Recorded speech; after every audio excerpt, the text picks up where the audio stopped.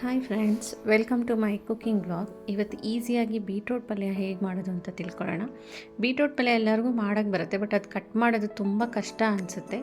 But ನಾನಿಲ್ಲೊಂದು electric chopper ಪಿಜನ್ದು use ಮಾಡಿಬಿಟ್ಟು ಅದನ್ನು ಹೇಗೆ ಕಟ್ ಮಾಡ್ತಿದ್ದೀನಿ, ಅದು ಕಟ್ ಮಾಡೋದು ಈಸಿಯಾಗಿ ಹೇಗೆ ಅಂತ ತಿಳ್ಕೊಳ್ಳೋಣ.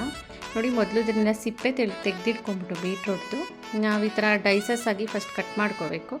ಕಟ್ ಮಾಡ್ಕೊಂಡ್ಬಿಟ್ಟು ಎಲೆಕ್ಟ್ರಿಕ್ ಚಾಪರಲ್ಲಿ ಅದನ್ನು ಹಾಕ್ಬಿಟ್ಟು ನಿಮಗೆ ಅದರೊಳಗಡೆ ಇಡಿಸೋ ಅಷ್ಟನ್ನು ಹಾಕಿ ಅದರ ಮೇಲೆ ಕ್ಯಾಪ್ ಹಾಕ್ಬಿಟ್ಟು ಇದನ್ನು USB ಚಾರ್ಜ್ ಮಾಡಿಟ್ಕೋಬೇಕು.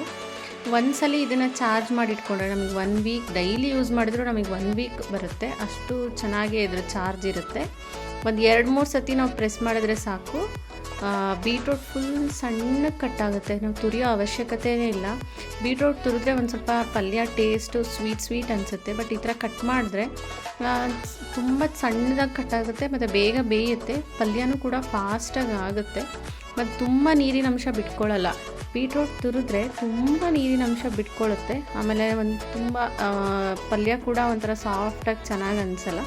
ಇದು ಸ್ವಲ್ಪ ಕ್ರಂಚಿಯಾಗೂ ಇರುತ್ತೆ, ಬಾಯಿಗೂ ಸಿಗುತ್ತೆ. ನಿಮ್ಗೆ ಎಷ್ಟು ಚಿಕ್ಕಗೆ ಬೇಕೋ ಅಷ್ಟು ನೀವು ಚಿಕ್ಕಗೆ ಕಟ್ ಮಾಡ್ಕೋಬೋದು. ಇದು ತುಂಬ ಸುಲಭವಾಗಿ ನಾವು ಕಟ್ ಮಾಡ್ಕೋಬೋದು. ಪಿಜನ್ ಅವ್ರದ್ದು ಎಲೆಕ್ಟ್ರಿಕ್ ಚಾಪರ್ ತುಂಬಾ ಚೆನ್ನಾಗಿದೆ. ನಾನು ಇದನ್ನ ಆಲ್ರೆಡಿ 2 ವರ್ಷದಿಂದ ಯೂಸ್ ಮಾಡ್ತಾಯಿದ್ದೀನಿ. ಹಾಗೆ ಒಂದು ಪ್ಯಾನ್ಗೆ ನಾವಿಲ್ಲಿ ಸ್ವಲ್ಪ ಆಯಿಲು, ಸಾಸಿವೆ, ಜೀರಿಗೆ, 1 ಸ್ಪೂನಷ್ಟು ಕಡಲೆಬೇಳೆನ ಹಾಕ್ಕೊಂಡೆ. ಆಮೇಲೆ ಉದ್ದಿನಬೇಳೆ 1 ಸ್ಪೂನ್ ಹಾಕ್ಕೋಬೇಕು.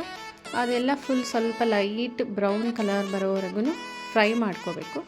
ಫ್ರೈ ಮಾಡ್ಕೊಂಡ್ಮೇಲೆ ಫುಲ್ ನೀವು ಹಿಂಗೆ ಫ್ರೈ ಮಾಡ್ಕೊತಲೇ ನೀವು ಬೀಟ್ರೋಟ್ನ ಕಟ್ ಮಾಡ್ಕೋಬೋದು. ಅಷ್ಟು ಬೇಗನೆ ಚಾಪರಲ್ಲಿ ಆಗುತ್ತೆ. ಹಸಿಮೆಣಸಿನ್ಕಾಯಿ ಕೂಡ ಸಣ್ಣಗೆ ಕಟ್ ಮಾಡ್ಕೊಳ್ಳಿ. ನೀವು ತುಂಬ ಸಣ್ಣಗೆ ಬೇಕು ಅಂದರೆ ನೀವು ಎಲೆಕ್ಟ್ರಿಕ್ ಚಾಪರಲ್ಲೇ ಹಸಿಮೆಣಸಿನ್ಕಾಯಿನೂ ಕಟ್ ಮಾಡ್ಕೋಬೋದು. ಈರುಳ್ಳಿ ಅಂತೂ ತುಂಬಾ ಚೆನ್ನಾಗಾಗುತ್ತೆ. ಫುಲ್ ಸಣ್ಣಗೆ ಕಟ್ ಮಾಡ್ಕೋಬೋದು ಈರುಳ್ಳಿ ಕೂಡ. ಫುಲ್ ಎಲ್ಲ ನಾನು ಇನ್ನೊಂದು ನೆಕ್ಸ್ಟ್ ವಿಡಿಯೋದಲ್ಲಿ ಆ ಎಲೆಕ್ಟ್ರಿಕ್ ಚಾಪರಲ್ಲಿ ಏನೇನು ವೆಜಿಟೇಬಲ್ಸ್ನ ಕಟ್ ಮಾಡಿದ್ರೆ ಯಾವ್ಯಾವ ಥರ ಆಗುತ್ತೆ ಅಂತ ತೋರಿಸ್ತೀನಿ.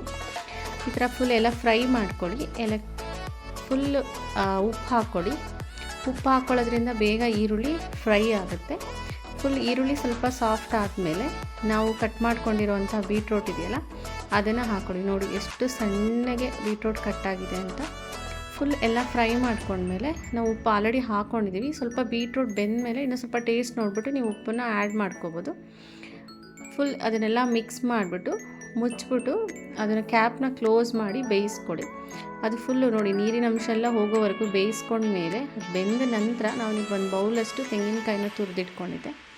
ಅದನ್ನು ನಾವು ಇದು ಬೀಟ್ರೋಟ್ ಪಲ್ಯಕ್ಕೆ ನಾವು ಎಷ್ಟು ತೆಂಗಿನಕಾಯಿ ಸೇರಿಸ್ತೀವೋ ಅಷ್ಟು ಟೇಸ್ಟ್ ಇನ್ನೂ ಚೆನ್ನಾಗಿರುತ್ತೆ.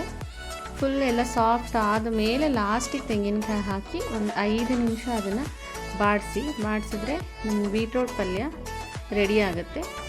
ಬೇಗನೂ ಕೂಡ ಆಗುತ್ತೆ. ಯಾಕಂದರೆ ಇದರಲ್ಲಿ ನಾವು ಸಣ್ಣ ಕಟ್ ಮಾಡ್ಕೊಂಡಿರೋದ್ರಿಂದ ಬೇಗನೆ ಬೀಟ್ರೋಟ್ ಪಲ್ಯ ರೆಡಿ ಆಯಿತು. ಇದ್ರದ್ದು ಮೇಲ್ಗಡೆ ಈ ಥರ ಇರುತ್ತೆ. ಇದು ನೋಡಿ, ಅದು ಮೇಲ್ಗಡೆದು ಬ್ಯಾಟ್ರಿ ಇರುತ್ತಲ್ಲ, ಅದು ಎಲೆಕ್ಟ್ರಿಕ್ ಚಾಪರ್ದು. ಇಲ್ಲಿ ಸೈಡಲ್ಲಿ USB ಚಾರ್ಜರ್ ಇರುತ್ತೆ. ಇದನ್ನು ಮಾಮೂಲಿ ಎಲ್ಲ ಮೊಬೈಲ್ ಚಾರ್ಜರ್ಗಳಲ್ಲಿ ನಾವು ಯೂಸ್ ಮಾಡ್ಬೋದು. ಹೆಲ್ದಿ ಬೀಟ್ರೋಟ್ ಪಲ್ಯ ರೆಡಿ. Thank you.